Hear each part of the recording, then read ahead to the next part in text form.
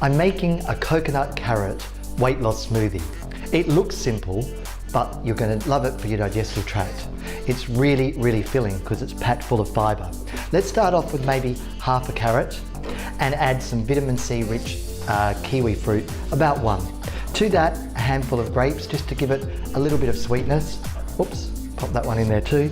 And maybe a teaspoon or two of chia seeds, great for hair, skin and nails, and also to help with feelings of fullness. In there goes 200 mils of coconut water. Now you could use almond milk, rice milk, or another milk substitute if you wanted. Pop that on, blitz for 30 seconds.